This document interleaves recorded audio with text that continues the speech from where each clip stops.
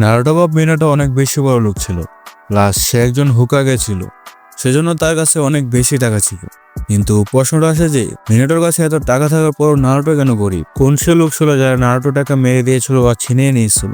আমার কথা এটা মানে যে মিনাটোর কাছে এত টাকা ছিল, কিন্তু তার মরার পর তার সব টাকা নারুটো পাওয়ার কথা। কিন্তু নারুটো এক্সপায়ার ফুড কেন খায়? আর আমরা সবাই নারুটো অরিজিনাল সিরিজে দেখেছি যে নারুটোর কাছে খুব টাকা কম ছিল, আর নারুটোর ওই ব্যাংকে মানি ব্যাংকে কখনোই টাকা ছিল না, আর সে একটা ভাঙা বাড়িতে থাকতো। আর আমরা শুরুতে এটা দেখেছি যে নারুটো সবসময় রামেন খেত, আর এটার পিছনে এমনও হয়তো যে নারুটোর কাছে রামেন অনেক বেশি ভালো লাগতো, সেই জন্য সে সবসময় রামেন খেত। আর এটার সাথে সাথে এটা কারণ ছিল যে নারুটো অনেক বেশি গরিব ছিল, আর তার কাছে ভালো কিছু খাবার কেনার জন্য টাকা ছিল না, আর রামেন অনেক সস্তা ছিল, সেজন্য সে রামেন খেত। আমরা নারুটোর কাছে শুধুমাত্র একবারও টাকা দেখেছি, যখন নারুটো আর মাস্টার জিরাইয়া সোনাটাকে খুঁজতে গিয়েছিল, আর তখন নারুটো গাছ থেকে টাকাগুলো নিয়ে মাস্টার জিরাইয়া কিছু মেয়েদের পিছনে শেষ করে ফেলে। এখন অনেকে এটা বলতে পারেন যে নারুটোর কাছে তার প্যারেন্টস ছিল না, সেজন্য তার আর্থিক অবস্থা এতটাও ভালো ছিল না। আর এটা তখনই কথা যখন নারুটো গেনিন ছিল, আর গেনিনে তখন ছোটখাটো মিশন সি আর ডি র্যাঙ্ক মিশন পাই, আর সেই মিশনগুলো পূরণ করলেও বেশি একটা টাকা পেয়ে যেত না, কারণ সেগুলো ছিল সর্বনিম্ন মানের র্যাঙ্ক। আর মিনাটোর কাছে অনেক বেশি টাকা ছিল, আর সে হুকাগে ছিল, তাহলে তার সেই টাকা কই গেল? আর সাথে সাথে কুশিনা তার ওয়াইফ, তার কাছে কিন্তু অনেক টাকা ছিল, আর সে এবং চুনিন ছিল, তো তার টাকাই বা কোথায় গেল? আর সেগুলো কেন নারুটো পেল না? আর এটার মধ্যে সেই কোন দালাল ছিল যার কারণে নারুটো সেই টাকা পেল না? আর আজকের ভিডিওতে আমরা সেটাই জানবো। তো ভিডিওটা ভালো লাগলে লাইক করো। তাহলে প্রথমে এটা জানি যে নারুটো প্যারেন্টস কত বড় লোক ছিল। প্রথমে মিনাটো, এটা জানা অনেক কঠিন, কারণ আমাদের মিনাটো ফ্যামিলি বা মিনাটো ক্ল্যান নামিকাজে এর কোনো কিছু জানেনি, সে কারণে আমরা বলতে পারবো না যে তার ক্ল্যান কতটুক বড় লোক ছিল বা সে কতটুক বড় লোক ছিল। আর মিনাটোর কাছে যত টাকাগুলো ছিল সে তার নিজের ইনকাম, মানে নিনজাদের তো মিশন কমপ্লিট করে টাকা দেয়, তো সেগুলোর মাধ্যমে সে টাকাগুলো ইনকাম করে। আর মিনাটো কিন্তু খুব কম বয়সে একজন হুকাগে হয়ে যায়, যার কারণে সে বেশি মিশন কমপ্লিট করতে পারে না।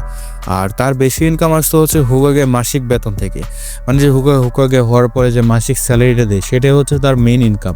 সে আগেও মানে হুকাগে হওয়ার আগেও অনেক বড় বড় এস র্যাঙ্ক মিশন কমপ্লিট করে, সেটার জন্য সে অনেক টাকা পায়। বাট হুকাগের মাসিক বেতনও কম পেত না, কারণ সে একটা পুরো একটা ভিলেজকে চালায়, তো তার বেতন তো কম হওয়ার কথা না। আর সে তো 1 বছরের জন্য হুকাগে ছিল, সেই জন্য সে বেশি সময় পায় নাই। তাহলে এখন আমরা নজর দিই যে মিনাটো টোটাল কতগুলো মিশন কমপ্লিট করে।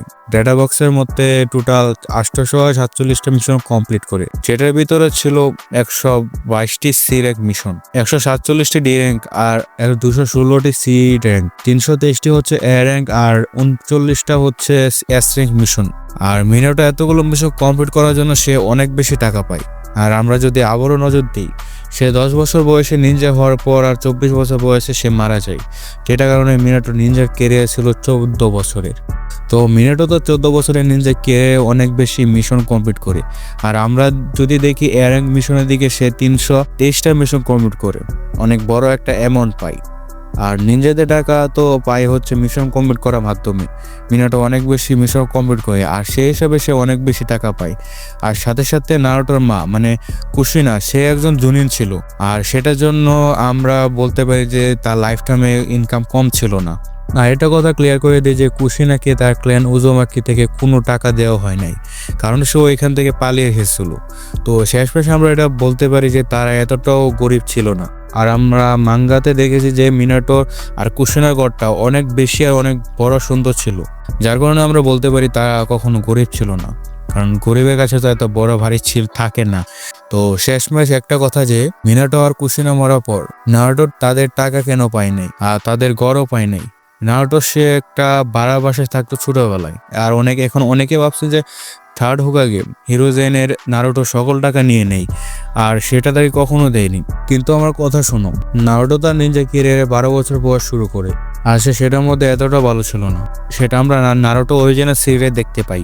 আর সে এতটা মিশনে যায় না যে যার কারণে সে এতগুলো টাকা পাবে, সে মিশনে গিয়েছিল, বাট সেগুলো হচ্ছে সি আর ডি র্যাঙ্কের, মানে একদম নিচে র্যাঙ্কের যেই মিশনগুলো আছে। আর এসব ছোট র্যাঙ্কের মিশনগুলোতে তো বেশি একটা টাকা পেত না। কিন্তু নারুটো তার নিজে ক্যারিয়ার শুরু হওয়ার আগে একটা ঘরের ভিতরে থাকতো, তার কাছে কাপড় ছিল, খাবারের জন্য কম হলেও টাকা ছিল, কিন্তু সেসবের টাকা তাকে কে দিত? এটা রানচলোরও হিরোইজম। সে ছিল যে তার প্যারেন্টসের টাকা দিয়ে তাকে কাপড়, খাবার এবং সবকিছু দিত। হয়তো মিনাটোর কুশিনা টাকা খরচ করতে থাকে নারুটো বড় করার জন্য। আর আমরা নারুটো একটা এপিসোডে দেখতে পাই যে সে নারুটোর কাছে যায় আর একটা খামে করে গিয়ে নারুটোকে কিছু টাকা দেয় মাসিক খরচ হিসাবে। আর সে তো তার নিজের টাকা দিয়ে কখনো তাকে নারুটোকে দিবে না। তো সব থিওরি দিয়ে বোঝা যায় যে সেগুলো টাকা হলো মিনাটো আর কুশিনা ছিল। আর সেই টাকাগুলো দিয়ে নারুটো নিনজা হওয়ার পর্যন্ত সে খরচ দেয়। আর হ্যাঁ, হিরোইজন সে সব টাকা নারুটোকে একেবারে দিয়ে দেবে না, কারণ একটা বাচ্চাকে কেউ এত টাকা দিবে? কারণ নারুটো সব টাকা পেলে একেবারে শেষ করে দিত।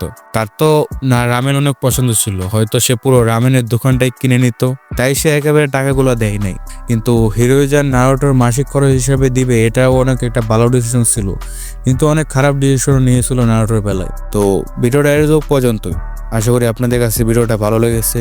আর আপনারা যদি এরকম রিলেটেড আরও কিছু ভিডিও চান অথবা এনিমে এক্সপ্লেন ভিডিও দেখতে পছন্দ করেন, তাহলে চ্যানেলটাতে অবশ্যই সাবস্ক্রাইব করেন।